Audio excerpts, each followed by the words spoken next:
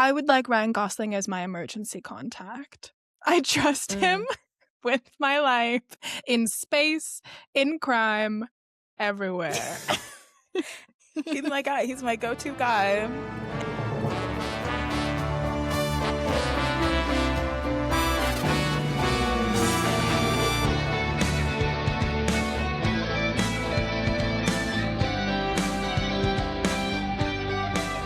Hello, darlings, and welcome back to another episode of Pause Pod, the podcast where two girls who love film try to yap their way into becoming indie darlings. I am Dani.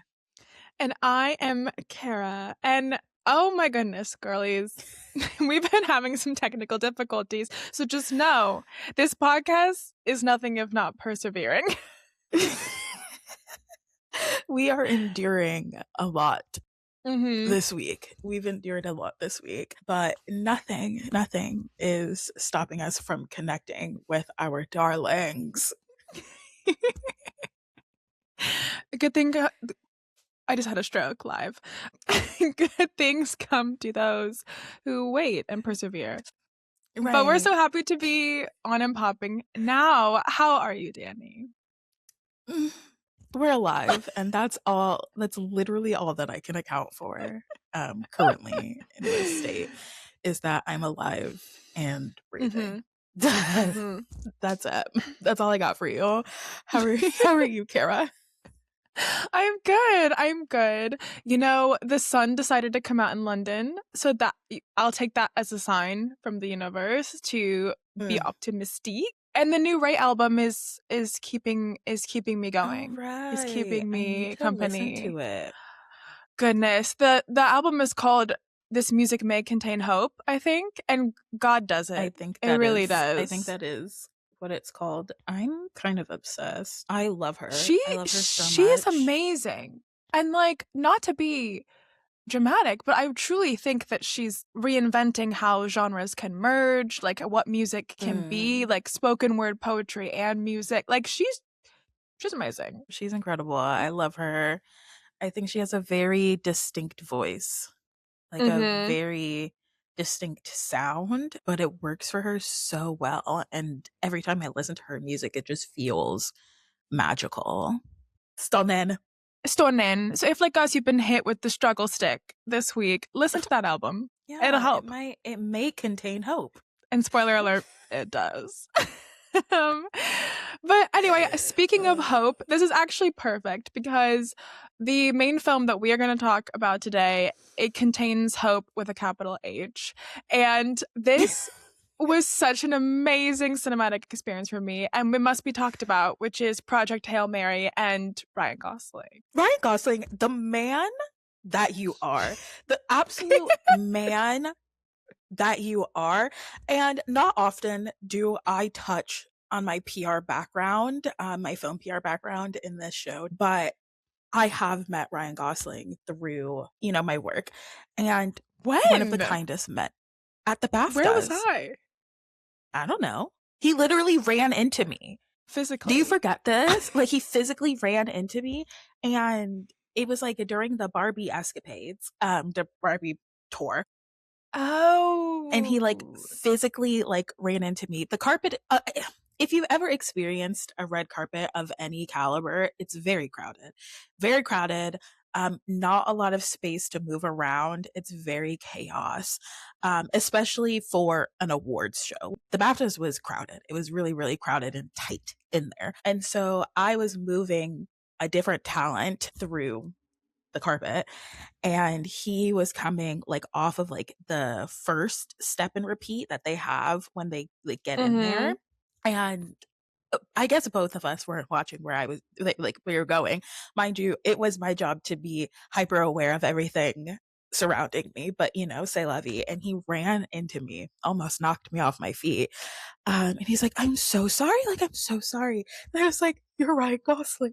Like I was like so professional because, this is my work. This is my line of work. But I was like, oh my God, you're Ryan Gosling. Like, you are Ryan Gosling. Anyways, interaction, we chatted for a little bit, but he was so sweet, so kind, and just like there is such a ray of sunshine that just emits as a halo around him. And like he fills a room with such joy and warmth. And like I've met a lot of celebrities and I cannot say that about all of them, but I can say it about him. I can. I believe it. He seems like a joyful man. He is very joyful. And it definitely comes through in this film. I mean, also could take a second. How could I ever forget that you met Ryan Gosling? Maybe it was too joyful of a memory and I repressed it. My body couldn't handle it. I'm screaming. I feel like it was just overshadowed with like the other stress. Other stories, probably. Like the other stories, other stress that was happening. Like easy to be misplaced in the gaggle of it all. In the gaggle of my encyclopedic knowledge of your escapades. Wow. Well, I believe he's a joyful man. He seems like such a joyful man. And I'm so happy that this film is getting the attention that it is. Like, they're saving the world and they're saving cinema. They're saving and speaking of, I know we're probably going to talk about this later, or maybe we're not. Maybe you haven't seen it. But there was like Ryan Gosling was like in an interview and they were like talking about like saving the cinemas. And he was like, just make better movies. I did see this. And you're right. I did see this. And you're right. And you're right. And you're right. Just make better movies. And he did. And he took that to heart. He said, just make better movies, and I'm showing you how. I'm showing you what to do. I'm showing you the way, the truth and the light. I adored this film, and obviously we'll get into it, but this was my first 5-star film of the year. Schwo is actually only my second. So, what was your first? My first was My Father's Shadow, which I don't want to talk about because that's my privilege that I've seen it and you haven't seen it. Your privilege. Living in a big city, your privilege. Your privilege. I feel, mind you, only one of us in this conversation is Black, and the Black person hasn't seen this film. Just another. I'm colonizing. Whatever. Colonizing. Colonizing, is that the word that you're looking for? Of course, the white person would be choked up with that word. Yeah, it's my ancestral guilt just like coming out. And, like... It's your ancestors trying to repress that. Yeah. Oh my God. You must laugh or else you'll cry. Okay. You must. You must. Yes, I absolutely adored this film as well. And it was so joyful to log on to Letterboxd to log in and also see that my wife gave it 5 stars. And I said, well, we've got a great conversation ahead of us, don't we? So, without further ado, shall we press play on Project Hail Mary? Please, I'm begging, in fact. I'm begging.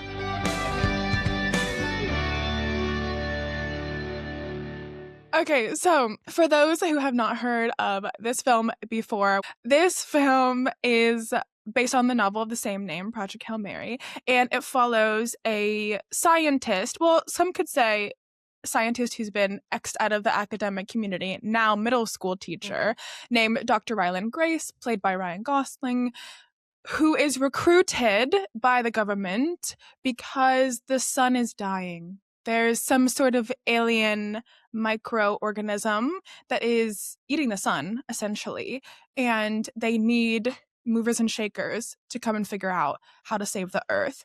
And he gets recruited on this mission. Meanwhile, there's a bit of a dual timeline going on where you see Dr. Grace wake up on a spaceship and he has partial amnesia and he doesn't know what's going on. So you're going back and forth between the past timeline of him being recruited for this project, then him waking up on this spaceship, and through it all, he meets a little alien friend named Rocky, and they team up to save their planets together, basically. And that's the gist of it all, ladies and gents. And that's the tea. And it is the most joyful, emotional roller coaster you will ever go on. Thank goodness when I saw this, it was like one of those seats that's like a couch, so it's like 2 seats in one. Because if I was sitting next to anybody else besides James, they'd be like, institutionalize her, because I was laughing, I was crying, I was laughing, crying. I watched this in IMAX. As it should be. As you should. And I had an entire row to myself because I went in the morning on a Saturday. And me and I was sobbing into my McDonald's McGriddle breakfast sandwich. side hash brown. The hash brown was your tissue, wiping away. The hash brown was a tissue, you know. I cried. I shit you not, like maybe like 4 or 5 times. So many times. How could you not? The thing, how could you not? Like literally, I was like, I don't think I've cried this much during a movie, like different times during a movie. Like I've cried at like the ending of a movie or like at certain points of a movie, like the long walk. I was crying consecutively for like the last 30 minutes of the film. But I was crying multiple times. I was crying. I was laughing. I was giggling. I was on the edge of my seat. I was fearful. A range of emotions. I was everything. I was everything. I was every spectrum of the human emotion that I could be watching this film. And let's get into it, because I think a lot of that has to do with the structure of the film and also how they made it. So the little alien creature, spoiler alert, this whole thing is gonna, you know this podcast. It's spoiled. I'm sorry. Because it's analysis. Okay. So analysis, we're putting the sis in analysis. I gotta go. Okay. So a victor. A victor. Institutionalizer, a victor. So the alien creature that Dr. Grace befriends and then actually teams up with to save each of their planets is called Rocky, because he looks like a little rock spider, gorgeous, cute little creature. And when I was watching, of course, you're emotionally connected to Rocky because of the relationship that is built between him and Dr. Grace. But I was like so invested in this creature, hence the multiple crying. Like, not since E.T. have we gotten this much investment in a little alien creature. Right. The last time I felt, and the thing about it is, we were just obsessing over an alien creature in Mickey 17, but even I did not feel like what I felt for that little alien worm thing in Mickey 17 was amplified by 15,000 with Rocky.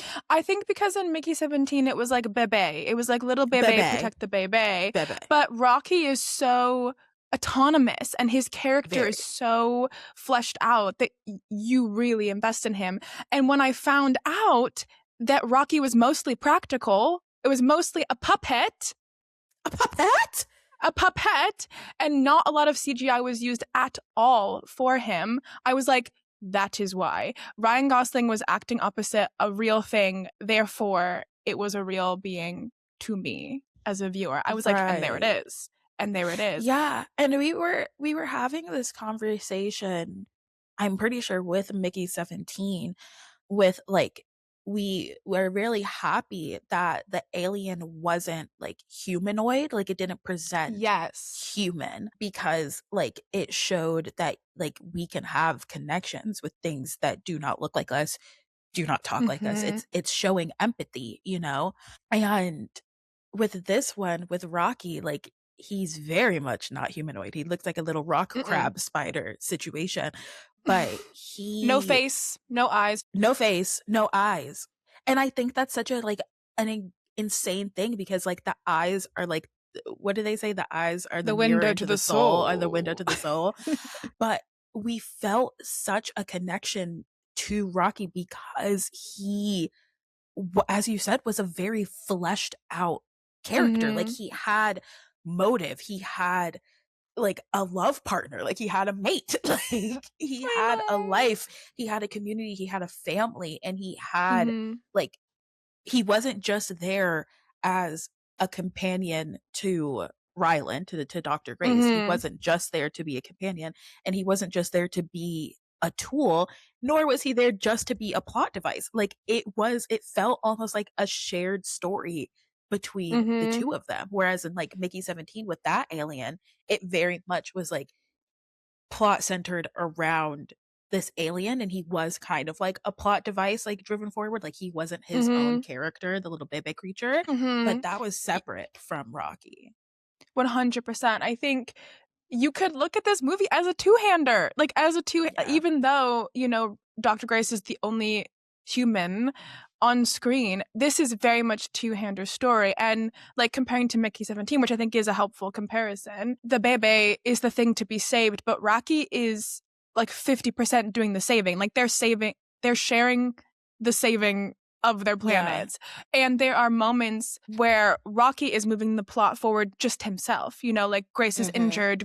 Grace needs the scientific knowledge that Rocky has that he doesn't have. And so it is such a beautiful partnership. And I do want to give credit to James Ortiz. So I did a deep dive. He was the lead puppeteer.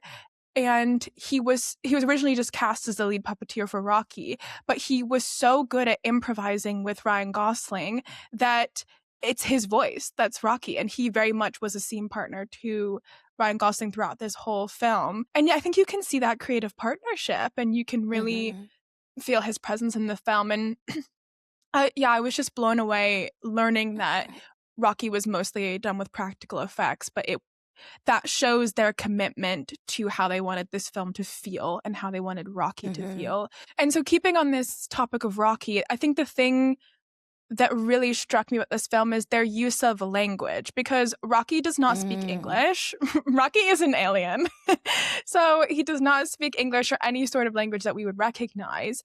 And part of the building of their relationship is there's some sort of like computer translator device. Like if Rocky makes a sound and Dr. Grace knows what he means, he can type in his English word and they can start to like build this language.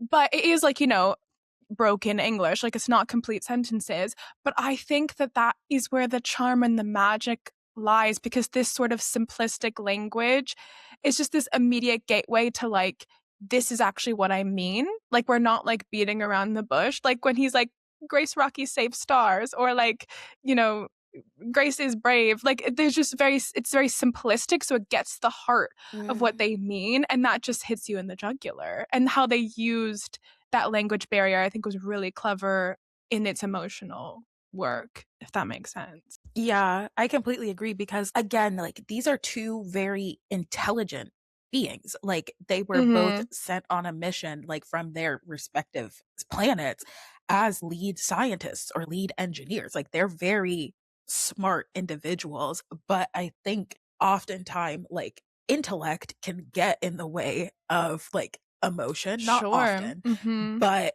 you know, and you see it portrayed sometimes, you know, like you see it often portrayed in how media like depicts people in STEM as like very cold, very like detached. And you see it with the lead scientist in this film with oh my god, I'm blanking on her name.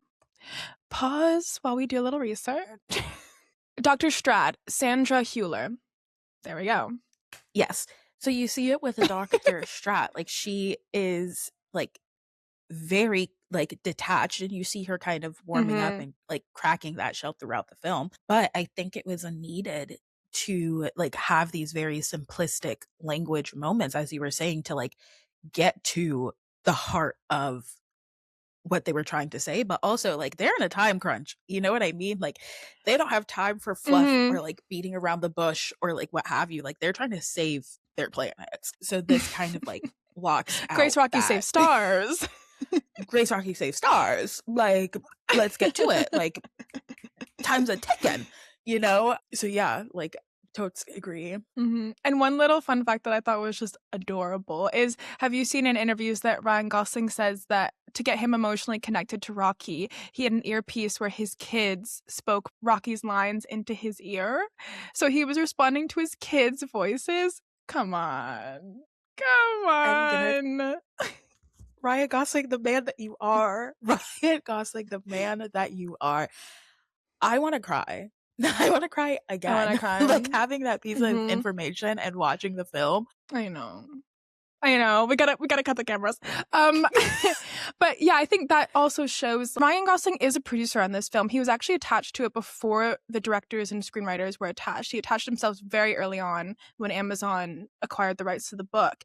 And I think his passion for this story shows in decisions like that. Like, I want something practical to act against. If I can't get emotionally there, I'm gonna put my kids' voices in my ears. Like, I think that creative control is really seen in his performance. And something else I wanted to ask you about is that I didn't realize this until I was chatting about it with James afterwards, is that so the big twist of the film, if you want to skip ahead, but why would you? Skip ahead. Is that again, with this dual timeline, like we're not completely sure of the events that led to Dr. Grace being put on this spaceship. He is not a trained astronaut, like at all. He is just a molecular biologist who teaches middle school science. And so you're like, what is he doing here? And in the end, you see that something happened to the scientist that was originally supposed to go up in space. And due to time constraints, the world ending, they essentially kidnap and force Dr. Grace to go on this mission. They ask him.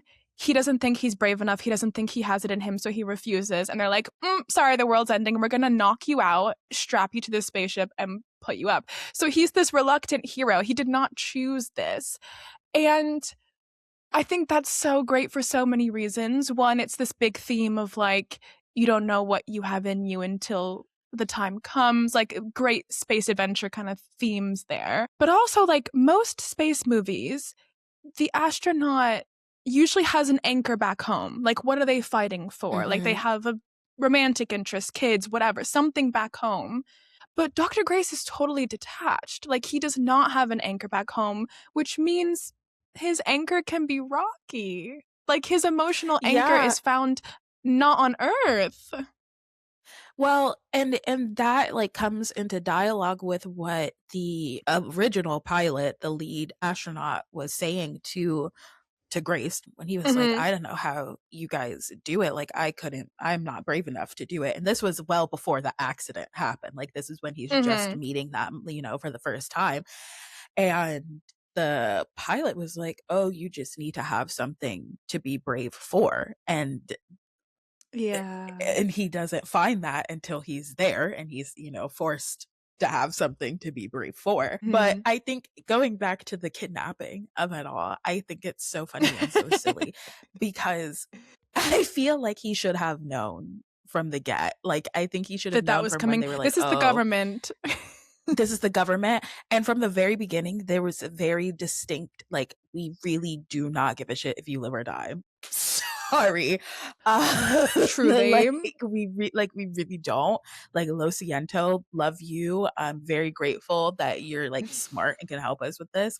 But at the end of the day, we do not care if you live or die. He should have known. At the end of the day, you're getting up in that ship. You're getting up there. But I do think that Sandra Hüller's character is so great because, like you alluded to earlier, she's quite cold and detached because, again, she has a job to do. The sun is dying, okay? And she knows, she has the, like, military knowledge that the countries of the world are not going to cooperate in, like, rationing food. Like, she knows the politics that are down the line if the sun really does go bye-bye.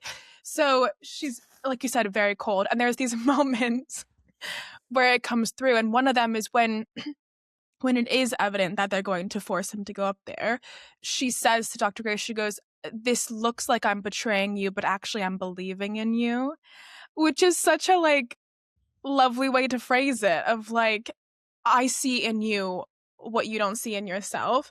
Yes, I'm going to kidnap you and launch you into space, but I believe in you. And then towards the end of the film, when things do work out and he sends the solution back down to Earth, she just has this knowing smile. I know. And yeah, that ending scene like really tickled me because my thing is, can they start over again? Like, the Earth is frozen. Like, are we going through another ice age? Like, okay, let's test our movie science. They discover a predator for astrophage, which is the organism that's eating the sun. So essentially, they could breed it and then launch it into the sun. Like, minions, tonight we steal the moon. That's what this is giving. That is what this is giving. I don't know. If anything, this movie has taught me that there is so much that I don't know about science, but there's so much that we collectively don't know about anything anywhere ever. So anything is possible. Right. Anything could happen. That's when Ryan Gosling is playing in between his children's voices, is on set. He's like, anything can happen. But I think that's why, going back to the movie, is that, like, that's why you leave with this almost like euphoric feeling, is because especially like just exploration of space in general, like our conception of reality, our conception of what is possible is just blown out of the water. And I think this film did a good job of taking that uncertainty and like adding comfort to it. And in a lot of his press for the movie, Ryan Gosling has said that he loved this story because it made him think that maybe the future isn't something to be feared, but just to be figured out, and to seek comfort in the unknown knowledge instead of like fear in the unknown knowledge. And I think like they just took all those best bits of those themes that what a space movie can give us and like made it really comforting and lovely and charming. Yeah, absolutely. I just think that this film was such like a as you were saying, just a hopeful film, because I Mm-hmm. think that right now, I think especially right now with the turn of AI and like the environmental damage that it's doing, and like our ice caps are melting, and like all of these things that are being fed to us like daily, and these fears that have been fed to us daily, and just like knowing that like there are scientists that are out there like actively like trying to figure it out, and like the world can rally, you know what I mean, like the world can rally, Yeah. and we can come together, and we can figure it out, and if not, we die. And And that's that's kind of okay. what this film was, and this Yeah. film chose the rally. And they're like, this is Mm-hmm. like, it can't, like, we can work together, and it can happen. And I thought it was a hopeful film. Yeah. And yeah, speaking to that theme of if we must, we will. You know, like if we If we must, must, we we will. will. Kind of going off of that, I read a really interesting article on the film in Indiewire, which I'll link down below. I do love me some Indiewire. They always get You me. do. You do. But they were talking mostly about how this film is such a hit, that it was originally projected to only make like 30 to 40 million domestically, and it made over 80 million domestically and 140 million worldwide, which is huge. Like one of, if not the, Mm. but one of the biggest openings in 2026 thus far. And just asking like why did that happen? And I think it's a myriad of factors, everything that we just talked about, of how this film makes you feel, about the power of Ryan Gosling, not only as an actor but as a producer. They they dubbed him a quote because of star, meaning like I'll go see this film because of Ryan Gosling. But I feel like he didn't just wield that power, he also wielded, like his own spin and take on the material to elevate it, not just by him being in it. But there's this quote that I really want to read. It's a bit long, but I think it's great to dissect. And it talks about like them saving the world, but Rocky and Dr. Grace never fighting over whose world is going to be saved. Like it was Mm-hmm. never a question of like this scarcity mindset of, well, I'm going to save my planet or I'm going to save my planet. Like it was always, there is room and there is time for us to save both of our planets. So, okay, this quote reads in this article by Brian Welk and Ann Thompson reads, "This costly epic overperformed because it's what world-weary, battered moviegoers wanted to see. The movie gives them a heartfelt romance between Gosling scientist, Dr. Ryland Grace, and Rocky the alien engineer. They are competent, likable, and yes, heroic. Like the doctors on the breakout hit The Pit, they will figure out how to fix what is wrong using their ingenuity and helping each other because they share a common goal, saving their worlds. But at the same time, they will also save each other. Hollywood, are you listening?" Yeah, and I definitely felt that like going in, and like even when they were like deciding what to name the planet that they found like Mm-hmm. the predator on, they were like sharing name credit. But I think it is partially because like I don't think Rocky's culture had that like scarcity mindset, because Mm-hmm.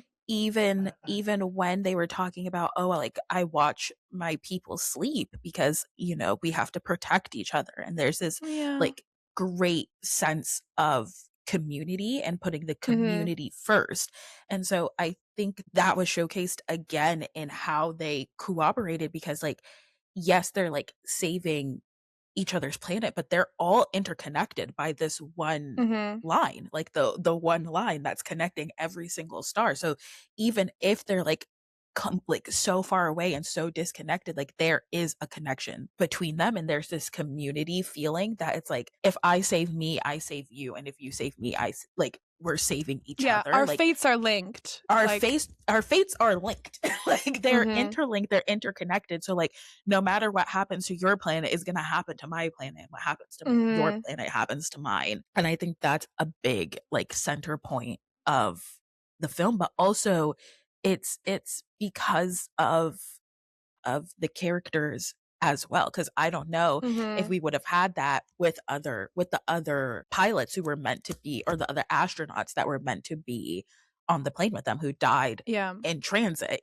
because Riley Grace was excommunicated from the scientific community and then became a teacher. And being a teacher, I think you have to think about the greater good, because you're teaching the future generations. Like you have to Mhm. think about the That's collective tea. good, because you are like you have to True. think about the collective good. Like you have to, as a teacher, as someone who is leading generations, who is teaching generations, whose job, apart from the parent, I think the first teacher in the home is a parent always and foremost, but your job as an educator is to educate on empathy and to Mhm, educate on community. And so I think it's a mix of where Rocky is from, but also like Ryland Grace's character. But yeah, I completely agree. I think mhm, that is a big reason why this was such a sleeper success, is because like it forced community. mhm. And because that mentality was innate in the film, it was never questioned. Exactly.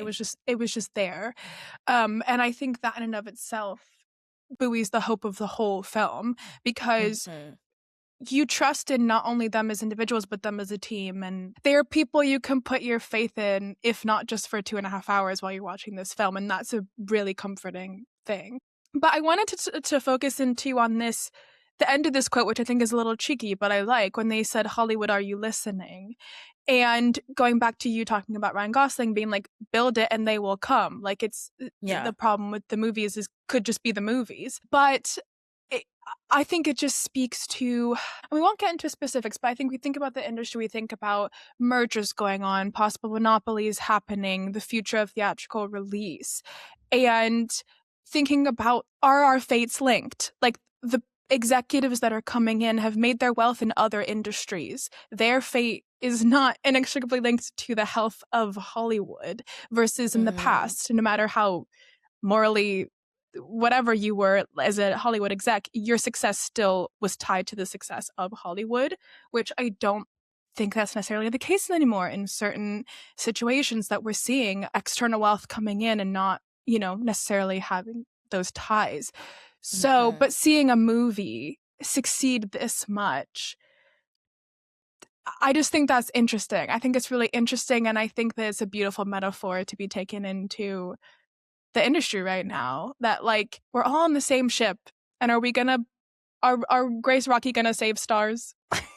Our Grace recognized save stars, but like even going into the full quote, not in the Anywhere, but what Ryan Gosling said of like, make better movies. If Mm-hmm. we are looking at this movie plot wise, incredible. I've watched this film and now I want to read the book. You know what I mean? Yeah. Plot wise, incredible. The writing, incredible. The acting, incredible. The visual storytelling, incredible. The cinematography, incredible. Like it was, as a whole, a fantastically made film. Like Mm-hmm. you can tell that there was love and attention and detail put into this film that Mm-hmm. was for the purpose of maximum enjoyment. Like they made Yeah. this film to be enjoyed. And you saw that. And you knew that they weren't making this film to make money. And I think that that's a difference. And that's what I'm going back to in this quote, like, Hollywood, are you listening? I think a lot of films and shows currently are being made with the purpose of making a return on investment. And I get that this is a business and you want to make money. But I think a lot of what the motivations are in a lot of films right now, and which is why a lot of people aren't enjoying films right now, is that you Mm. can tell when a film was made to make money and when film was made to be enjoyed as a piece of art. and there is a difference, and you can tell in the way that that film was made. Absolutely. But also, like, dare I say, this film shows us that both things can be true. I think Can be that true at once. the strategy, the Warner Brothers execs, Mike and Pam. Hey darlings, editing Kara here, just popping in to help out my girl recording Kara, who was in fact referring to Michael DeLuca and Pamela Abdi, as much as I would love to be on first name basis with those incredible creatives. But as you were, recording Kara, as you were. They also greenlit Sinners, they also greenlit One Battle After Another. Like, I think there's something to be said where creativity and financial strategy come together, and I think it's because you can't be afraid to take risks. Like, they always say, like, you gotta spend money to make money, you have to have skin in the game. And I think that what Hollywood really also needs, in addition to creators coming in and championing creators, is having creative executives, people who can speak both languages, to recognize the fine line between the commodity and the art, and to work both simultaneously. Like, that is real talent, I think. It's not, and this is not what you were saying, but I feel like the naysayers could be like, oh, so we're just going to abandon this money making of the industry to, like, you know, pursue art for art's sake. And it's like, no, like, don't put that on us. Like, we can still have financially viable art that is creative and genuine in and of itself, because like you said, like, game recognizes game. People will recognize when a film has been made with heart, and then they'll put their dollars behind it. Like, the consumer will put their dollars behind it. And I don't think I'm naive in saying that, you know? No. And I think that has been proven to be the case. Like, if we're looking at the top grossing films to be made, most of them, dare I say, if not all of them, were made for enjoyment first, rather than just for money's sake. Like, if you make something good, people will respond to it. Exactly. And it's this sort of like gamification of trying to figure out how to squeeze the most money out of this industry, when actually you could probably make a lot more if you just, I don't know. Anyway. Rant. I don't know. Who am I? Who am I? I'm just a girl trying to be an indie darling, you know what I mean? Who am I? That's a secret I'll never tell. XOXO. Gossip girl. But again, I think going back to this movie as a whole, like, this was an absolutely adorable, epic success. And I'm just so, so glad that people are responding to it. I urge everyone to see this movie in theaters. It is an in-theaters movie. Like, it is. You just revel in the care that was put into making this, like, space adventure feel really real. So good. So good. So beautiful. And I did want to ask, in the ending, we see Ryland on Rocky's planet. Very cute. Do you think he goes back to Earth, or do you think he spends the rest of his life on Rocky's planet? He's not going to go back to crusty, dusty Earth. Are you kidding me? He's not going to get back there. But I think, again, it speaks to, like, to me, that would kind of negate his whole character arc, because he finds his humanity off of Earth, what he wants out of life, like the fulfillment of his career in teaching and his friendship with Rock, and him teaching other little babies at the end. And, like, his whole arc, I think, was finding his own courage of character and his own humanity, and that's not tied him to any one planet. And also, just, like, name a better duo. Like, you can't separate them. Like, please. I like that it was left up in the air. Like, I like that they made the comment of, like, yeah, your, like, ship is ready to, like, make that journey back. And then him being like, can I think about it? Which was, like, the same thing he said before, you know, they kidnapped him and propelled him. Before he was kidnapped. Before he was kidnapped. And I don't know, I think it's like, you can decide, like, you can be like, oh, maybe, like, 10 years down the line, 20 years, he's like, I want to see if they saved my planet. Like, or he'd be like, you know what, F them people, they kidnapped me and shipped me off to be dead. He's like, I already gave them what they need. That's okay. Yeah. Also, I just had a brilliant beyond brilliant idea. You and Tell me. me. Halloween 2026. Dr. Grace and Rocky. I'll be Rocky, don't worry about it. No, of course. That wasn't a question in my mind. Oh my gosh, I gotta get into puppeteering. I gotta start now. Yeah. Oh my god, that is so funny. I love friendship and I love space. I love friendship. I love space.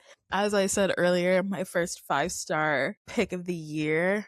Once again, Ryan Gosling, the man that you are, but the whole creative team, the men and women that you are. This was a beautiful, beautiful film.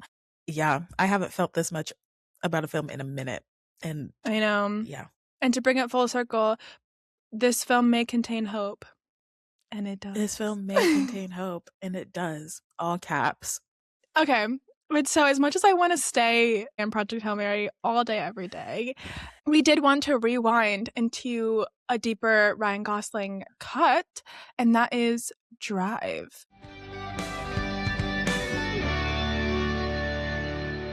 So, Dani, would you like to tell the people what this film is about? Sure. It's a wild ride. It's Pun a wild intended. ride. Indeed. Okay. So a basic gist is that this kid, he is a driver. He drives as a getaway driver for criminals. By night. By night. But by day, he is a mechanic working with this like dude who has connections to like the mob. And he starts a relationship with this mother whose husband is in prison, and they get caught up in some shady business that results in a lot of lives lost and a lot of things happening.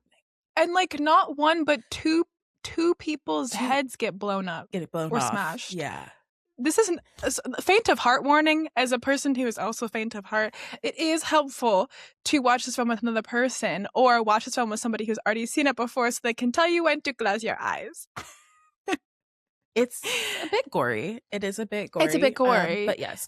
Also, now that I think about it, he has 3 jobs. He is a stunt driver in the movies, and he's a mechanic, and he's a criminal driver. He's really trying to pay his rent in LA. Actually, 3.5 because he was supposed to be a stock car driver. Like they were trying to start a legitimate business of him being a race car driver. So 3.5. 3.5. Yeah. But this movie, just to jump into it, is so wild to me because on the surface, it just, if you pitched this to me or if I read the script, maybe, I'm not sure how much is in the script versus what was directing. But it seemed just like a typical, like, boys into crime, boy meets girl, boy risks it all for girl through crime. But this film is so stylized. It takes that sort of genre and makes it, like, really art house. Like, I was not prepared for, like, the moments of silence in this film, the moments of, like, care, like, the moments of just, like, this movie loves a pregnant pause. This movie will just let it sit. It does love a pause. It visually, it was a very interesting film. Yeah. So with that silence and that sort of care, Ryan Gosling's performance really stood out to me in this film. I mean, as we said, he's great and everything. Love that man.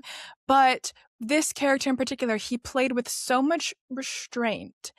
And he almost, to me, he was almost playing 2 characters at once, because when he's with Irene, his love interest, and her son, Benicio, like, he's so innocent. Like, he has such an innocence to him and such a just, like, grounding presence. So when the moments when he does switch it on, you're like, whoa, I did not know that sleeper agent was inside of you. And he really plays that sort of darker and more innocent sides to his character's personality. And the scene that stood out to me the most, which I was going to ask you about, is because the way this film is structured, we get a little bit of a teaser of his criminal life. Then for like 20 minutes, we're like with Irene and her son, and he's having a lovely time, and he's like building that relationship. And then there's a scene in a diner where he's sitting down and eating, and somebody comes up to him and he's like, oh, like, you did a job for me, like, you drove me and my brother, like, da da da da, do you want to do another job for me? And Ryan Gosling just turns to him so calm and says, do you want to shut up, or I'll take your teeth out and shove them down your throat and shut you up for you? And you're like, whoa, I thought you were just an innocent, fun guy playing with this 7-year-old. Like, it's crazy how he like turned it on. And I think that that's why he is personally, to me, the best criminal in this film, because he has a control over his emotions and his mental state that the rest of them don't. Because if you're looking at it from his perspective, you are chatting about an illegal business in the broad daylight in the middle of the diner, and he wasn't being quiet. Like, you're gonna get all of us got. Dani teaches you how to be in the mob. Zip it. In this episode, basically zip it. We don't talk about Fight Club. Like, he's like, right, bro, if you don't shut up, I will shut you up for you. Like, truly. And so I was like, yeah, tell him throughout the film. He was a man of very few words. And so Ryan Gosling's acting, a lot of it was in his body language. Like, a lot of his acting was in his screen presence, like how he presented on the screen, rather than more so what he was saying, which I found very interesting and very compelling. Yeah. Speaking of like silence and the sound of this film, I think that this film has one of the best uses of a song ever. That one song that they use, "A Real Hero," you know that song? Because you think that that's just, a lovely song to play while he's like, bonding with Irene and her son, and he gets to be a hero, some may say, to them through his, emotional connection. But then it plays again when he's like maybe dying. Actually, the end of the film was quite ambiguous, which I was going to ask you what you thought happened. But to establish that emotional connection through a song and then drop it on the audience in the end in this very intense moment, I was like, that was smart. That was very smart. Yeah, I thought that was very interesting. But going into the ending, I think, because for the first like half of the film, it is kind of like you get to see a little bit of his criminal organization. You have a 20 to 30 minute chunk of him, Irene, and Benicio. And then we start going back into this like criminal organization. But then the last like 20 minutes is just like a fast paced, like back to back murder, like very like, okay, like, yeah, we're getting into it. Like, people are dying in every scene. Like, from the moment, like, from the moment they have the the convenience store robbery. Pawn shop? Pawn shop. Sure. I don't know. The robbery with Irene's husband. Almost every single scene after that has a death. Wow, you're right, because it's Miss Mad Men. No, it's Oscar Isaac, then it's Miss Mad Men, and then it's like we just keep going. It's Miss Mad Men, and then it's the two people who got sent to kill them. Man in the elevator, which we need to talk about. Let's dive into the man in the elevator. It's okay. It's okay. Okay, pause. This is what this podcast is for. Pause. Put a pin in that. Come back, because the man in the elevator. For those who have not seen this movie, and this is not a spoiler, this is a PSA. This is a public safety announcement.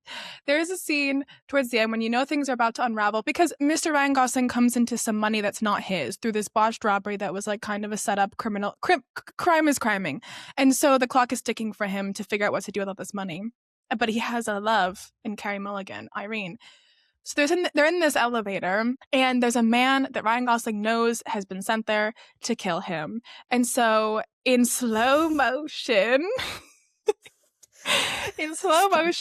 he turns around, he kisses Irene. It's beautiful. It's lovely. It's almost like a goodbye, because he knows what she's about to see. She may never talk to him again.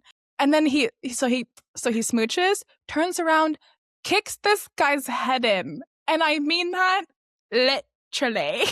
Literally smashes this guy's brains out. And then there's a gorgeous shot of Irene going out of the elevator and staring at him, and he's staring at her and she's staring at him, and you're like, what has happened to these people's relationship?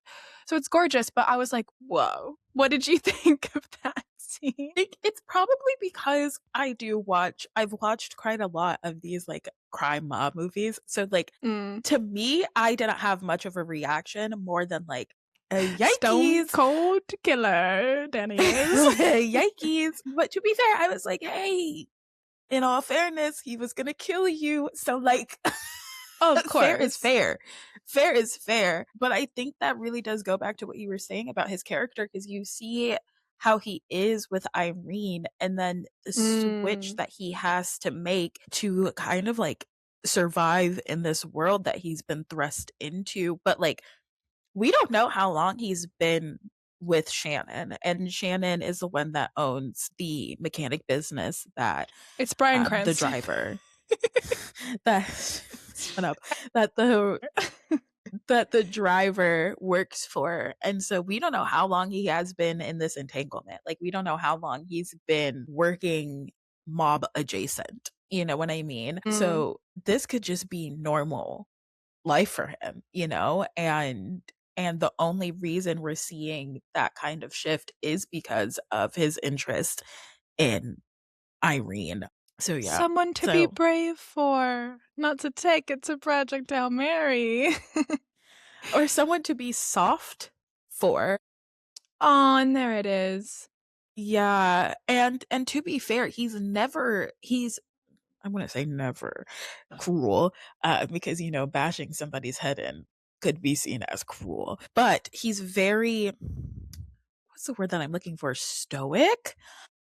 Yeah. In that he has very set boundaries of how he wants to operate within this mob system. Like, he has a very distinct set of boundaries in like who he drives for, how long he's there for, like very strict. He doesn't carry a gun. He does not carry a gun. He's not helping you guys in the actual, he is just there to drive the car, drop y'all off, and that is it. It's a wrap. And so that, I think, is him having a boundary of what he is willing to get himself into.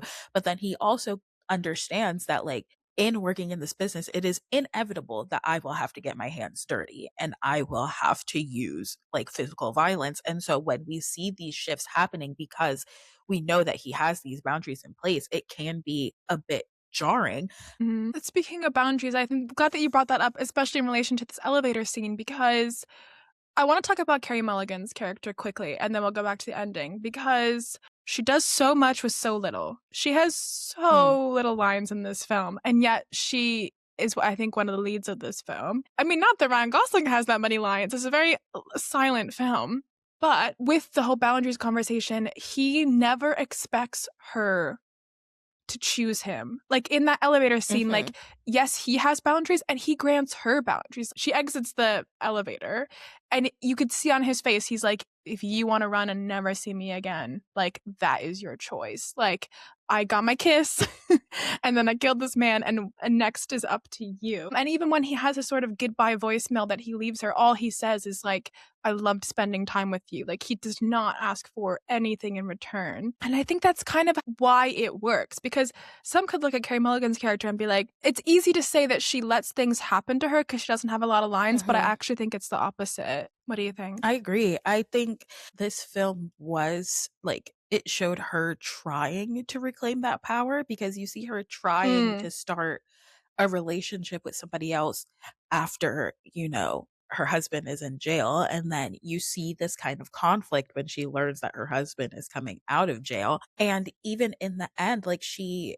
after all of this has happened, after she watched him kill somebody in front of her, after, you know, she basically knows that he had a part in her husband dying. And even still, in the end, she goes and she knocks on his door. And this is her choosing for herself. Like, she is making that choice for herself. Like, she collected all of the information and she knew that, like, he wasn't really expecting anything out of her. And so the decision was hers, whether to pursue this or not, and she chose to pursue it, and obviously he was gone. But yeah, I Obviously, agree. he was I think gone by then. obviously he was gone. But yeah, I think she does make a lot of choices for herself. Mm-hmm. Yeah, which I think makes her great. She matches his stoicism, and yet you still feel like she has her own Mm, agency, which I think is very yeah. important. Which brings us unpause right back to the ending. This ambiguous ending, just to ground us. Basically, shenanigans happen. And in trying to return this money and make everything right, our homeboy gets stabbed in the stomach. We are not sure if it is a fatal wound or not. He manages to kill the other guy, so he's like fine, scot-free. But then he gets into his car and he does what he does best. He drives.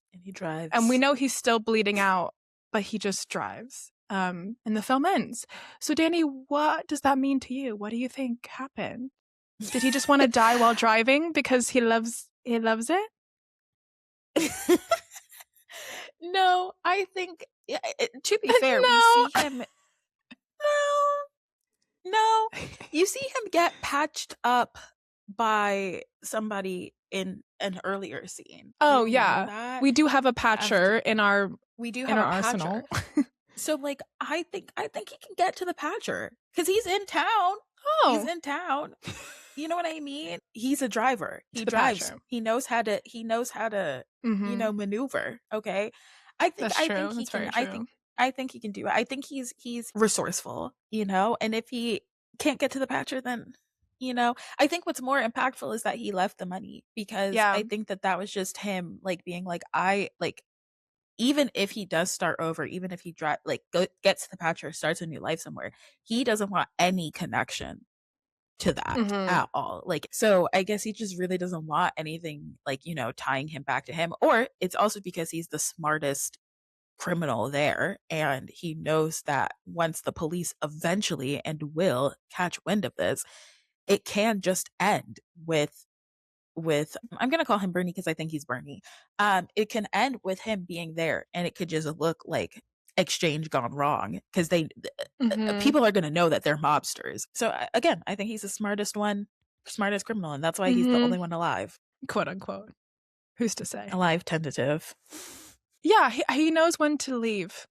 I think Knows his when to leave. character, though he's a character that yearns for connection, and you see in this really beautifully innocent way, you see how his connection with Irene and Benicio is just like, that's all he wanted. Like, he doesn't ask for too much. He knows when to leave. He knows when to drive. I mean, the morbid part of me, the poetic, macabre part of me is like, he bled out driving. Who's to say where he is now? But and this might just be my poetic, dramatic brain, but do you know the scene in the movie where things start to escalate because Irene's husband, Benicio's father, has ties to some people because he paid for protection in prison, and they start to get involved in their lives and threaten them. And Benicio, the son, is given a bullet and like kind of threatening to be like, keep this safe, son. And it's like a power move by the mob. And Ryan Gosling's character takes the bullet from him, and he's like, "Oh, buddy, I'm just gonna hang on to this for you." And knowing how the film ends and how he successfully separates them from all this mess, and no matter what happens to him, he knows that he's cut ties with them and the mob. I'm like, he's taking all of that crime away from them, like metaphorically through this bullet. And I just think that was just a really beautiful way to tie everything together, of like, I just had a lovely connection with you two, and I'm gonna leave you better than I found you, and drive into the night. Yeah, I think that is a good point of like, I'm leaving you guys better than I found you, because like, had he not been entangled in all of this and it had just been the husband, like they would have been dead and gone. They would have been gone. Basically, the driver saved their lives and again left them better than he found them. And this just points to what I texted you, Rachel, about these two films. I was like, I would like Ryan Gosling as my emergency contact. I trust him with my life, in space, in crime, everywhere. In Barbie land. In Barbie land. He's my guy. He's my go-to guy. And I've said this a million times. We need to put a tracker of how many times I've said this. Ryan Gosling, the man that you are. The man that you are. People are like having punch cards. They're making drinking games. But it's true. It's true. It's just great when people care about what they do, is it not? Imagine being passionate about your job.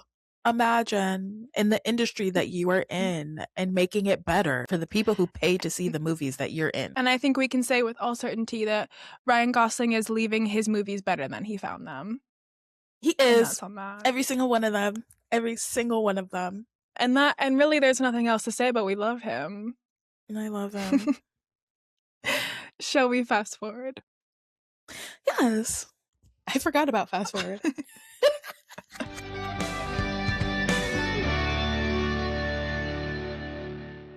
Well, before we get into the meat of what I want to talk about for fast forward, I did just want to pause and give a little shout out that the BFI Flair Festival, aka the UK's largest LGBTQIA+ film festival, turned 40 this year. 40 years of queer cinema in the UK, and it has launched a lot of directors' careers and expanding queer cinema. And we've been getting some feedback from the darlings that they do like us monitoring the festivals. And so I'm going to put some links down below. Because it was the 40th anniversary, they had a special selection in the festival called their Treasures, where they highlighted different queer classics over the decades. And so if you are trying to expand your filmography and you want to explore queer cinema, this list of films I think is a great place to start, and to celebrate queer cinema in the 40th anniversary year. So that was just a quick pause.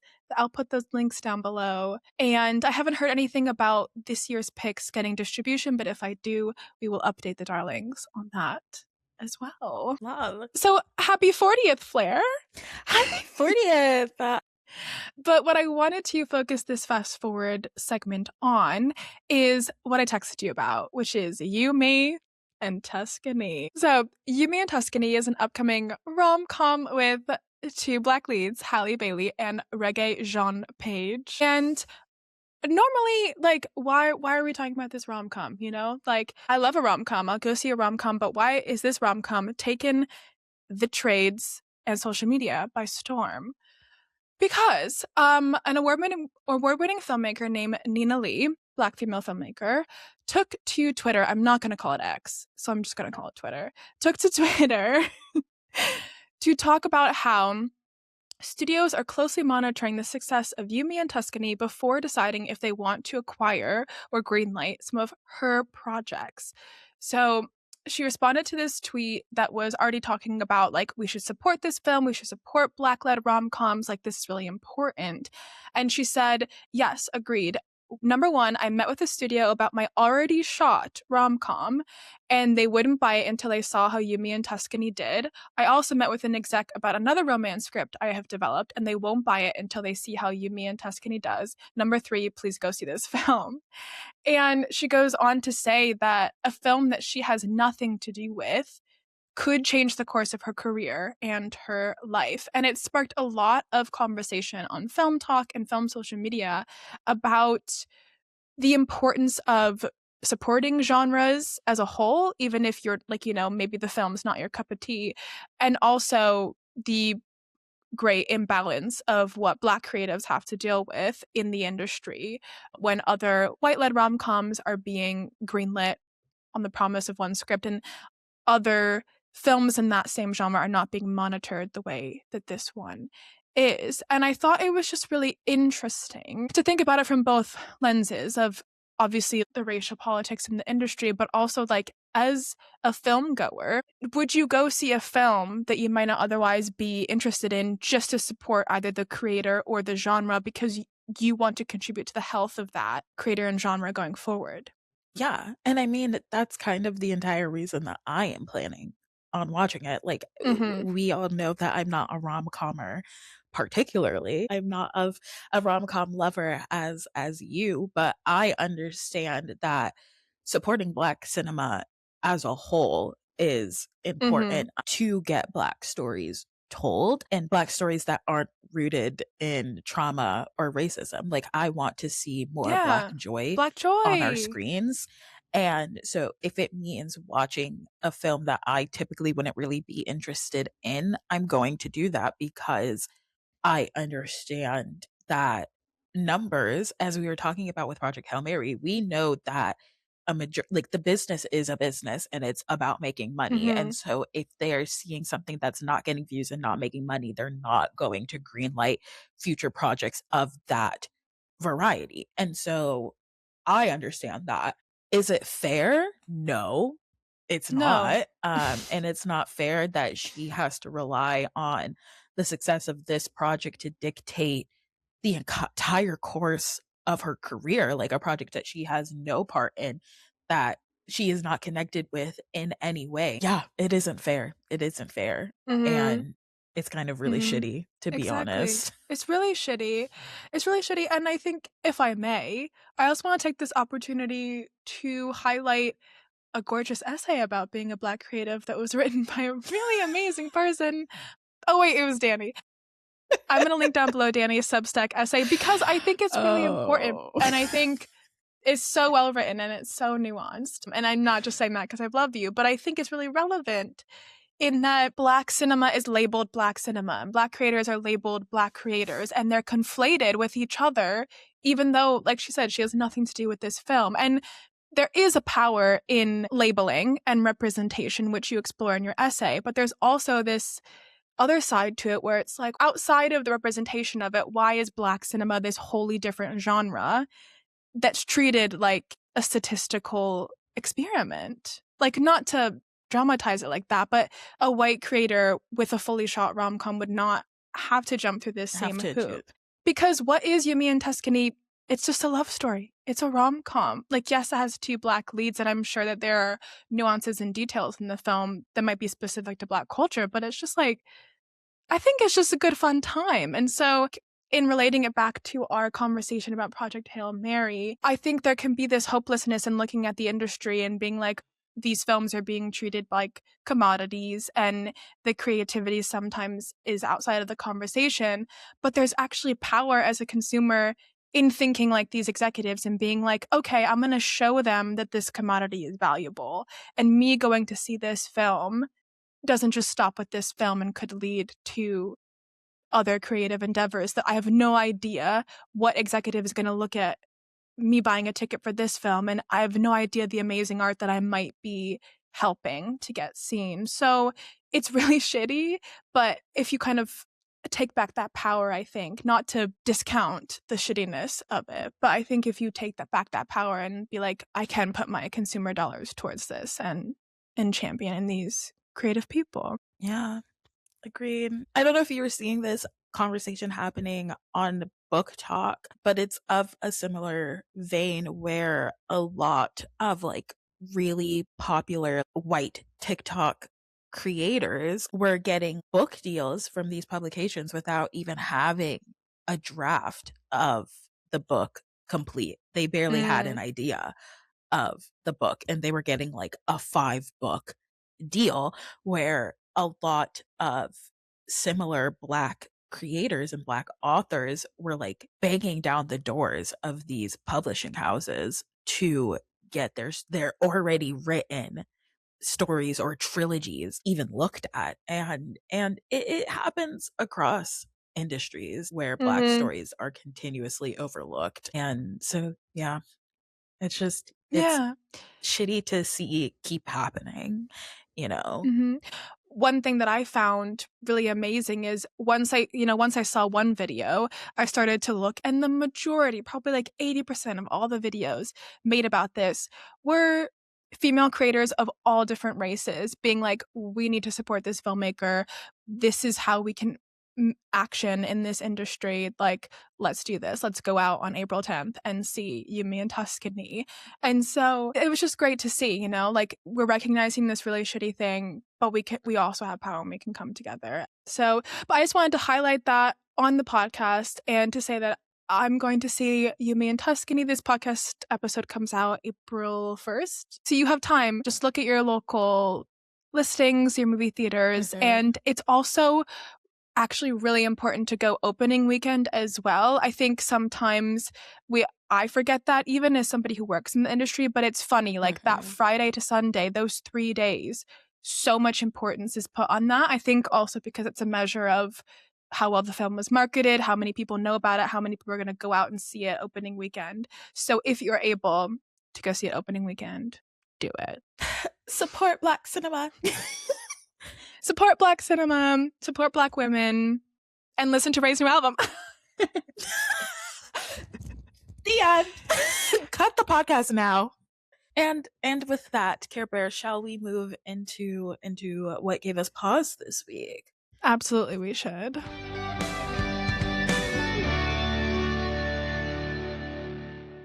My dearest darlingest, Care Bear, what gave you pause this week? Oh, what gave me pause this week? Let me tell you. So, tell me. As all the women of the world know, the Hannah Montana 20th anniversary special premiered this week on Disney+. I have not watched it yet because I'm saving it for like a night to myself with a little snack and some rosé, you know, as I should. But I did go to, wait for this, a Hannah Montana, Miley Cyrus themed spin class. And let me tell you, that was a high that no drug could recreate. I'm obsessed. Where did you go? Was it like a Soul Cycle? It was Cycle with a P. You know that the London studio? Yes, I Cycle. love Cycle. I love Cycle. Love Cycle. Shout out to my girl Emily. She teaches the Saturday morning class. Love you, girl. But just that room was packed with women and gay men, and we were having so much fun. There was a time, like, you know, there's always like one song where it's like a slow song for you to like kind of catch your breath before the final push. Listening to The Climb. Stop it. I knew it. While I'm on this stationary bike fighting for my life, and it was also like there was some deep cuts in there, like Who Says from the first season of Hannah Montana, and just looking around and seeing women like my age or older just having the time of their lives because something sparked from like our childhood. It was so much fun. I can't even describe it. And that's what gave me pause this week. Oh my God. What gave you pause? I did not come into this week with a prepared pause, because life forced me to pause. You know, this week was shitty. However, as I do with many things in my life, I live off of the edge. I wing 90% of my existence. She must be an angel because she wings it so often. That was cute. Cute. Thanks. And there was a lot of moments sprinkled in, but one that I want to talk about is I got a Louis Vuitton bag this week. Let me pull it up. Guys, you must watch on YouTube, if not for just this moment, because it has a zipper. Okay. Like it's quality. She's so cute. She's a little vintage. But she's gorgina. Great size. Okay. Great size. And the bag isn't the whole purpose. Okay. The purpose is who gave me this bag. And it's one of the leaders from my church. I adore her, Miss Sandy. Shout out my girl. But the purpose of this is not to showcase my new Louis Vuitton bag, but it is, I've known her since I was 12 years old, and like she has watched me grow, and my relationship with her has changed a lot throughout the years. Like I was her student, and then I've worked with her now like into my adulthood, and just like I think sometimes I forget, like, and this is not like a ego moment, but just like how loved I am. Yeah. And like supported, and just like the community that I've been able to like build for myself. And in moments of like loneliness and like coming out of the winter and like just feeling depressed. Like March was a hard month for me. Like these past few months have been like really hard, like life transition wise and just what have you. But then like having these reminders, especially like this one, like so close to spring and like Mm-hmm. the sun is coming out and like the flowers are blooming and blossoming and like all of that. And just like having these like really gentle reminders of like, even when you don't feel it, like how genuinely like loved and held and supported I am. And I think that that was something that I definitely needed this week, especially like I've been home all of this week and just like kind of needing to reconnect and like reground myself. And I think that that's just like a perfect like analogy, like going into spring is like regrounding yourself and coming out from whatever you were feeling in the winter and like allowing yourself to defrost and to feel the warmth of love. And this week I felt a lot of warmth. And that's my pause. You're That's so my cute. pause. You're so cute. And it's true. It's great advice. I mean, not all of us will see it in the form of a Louis Vuitton bag, but but I think haters gonna hate, you know? What else can she do? But who knows? You could manifest that for yourself, girlfriend. Absolutely. No, but it's taking moments to recognize like how much you are loved. For example, yesterday I got the wrong order at the cafe and my favorite pastry that I live and die for didn't get it. That's okay. Things happen. Today, James comes home with a cookie. You know, it's like you have to look for things in your life that remind you that you are loved. Whether that's a cookie, whether that's a Louis Vuitton bag, whether that's a stranger holding the door open for you or a stranger scooting over to give you a seat on public transport. Like, there is beauty in the world. And if we don't see it, when we're launched into space, will we have the motivation to save the world? And will we? And will we? Because a few weeks ago, I wouldn't. Earlier this week, I wouldn't. Earlier this week, you'd be like, launch me into space with no helmet. Helmet off, babes. Helmet off. Helmet off. But this week, you're like, helmet on. And that's helmet on. Like, let's save the sun, guys. Like, Kara, Dani, save Star. Kara, Dani, save Star. And with that, thank you guys so much for listening to this episode. I hope that you go forth, watch Project Hail Mary, sniff some flowers, feel some sun, and live your best life. If you want more of us, please follow us on social media, TikTok, Instagram, and YouTube. Our YouTube is on and poppin', so thank you for being here. And if you are watching on YouTube and you're enjoying, just give us a little thumbs up. Give us a little boost. Why not? Leave us a comment. We respond to every single one. We do respond to every single one, and sometimes we're funny. Sometimes we're jokesters. But if you don't want to leave a comment, if you don't want to do all that, just give us 5 stars on the podcast listening app of your choice. That helps a lot. We've been posting a lot of bonus content on social, some new things for spring. So if you want to hang with us, follow us there. And we'll see you next time. Bye. See you next time.